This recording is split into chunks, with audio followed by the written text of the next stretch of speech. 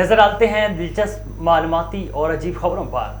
भारत में जारी लोकसभा इलेक्शन के 5वें मरहले में उत्तर प्रदेश में पोलिंग के दौरान हुक्मरान जमात बीजेपी की जानिब से धांधली की एक वीडियो मंजरेआम पर आई है, जिसने पूरे भारत में सियासी हलचल मचा दी है। ये वीडियो समाजवादी पार्टी के सदर और यूपी के साबिक चीफ मिनिस्टर यादव ने अपने एक्स अकाउंट पर शेयर की है, जिसको कांग्रेस ने भी रीट्वीट किया है। परिंदे के हमले से ब्रॉडकास्टर के हाथ से खून बहने लगा। इस दौरान ब्रॉडकास्टर ने बगैर किसी तब्दीली के अपना प्रोग्राम जारी रखा और सामीन से महवे गुफ्तगू रही। लंदन के मुकामी अखबार की जानिब से शाया रिपोर्ट में बताया गया कि बरतानवी ब्रॉडकास्टर ने FM रेडियो पर अपना प्रोग्राम नशर करने के दौरान परिंदे ने हमला किया, जिसकी वजह से उसके हाथ से खून भी बह निकला। मिस्र के मुकामी मीडिया रिपोर्ट्स के मुताबिक इस सादा स्कैंडल में एक खातून पर इल्ज़ाम है कि उसने अपने ही लख्त जिगर के आज़ाद चोरी करने के लिए इसे नशावर दवाई पिला दी थी। ये वाक़या मिस्र के पोर्ट सईद के इलाके में पेश आया।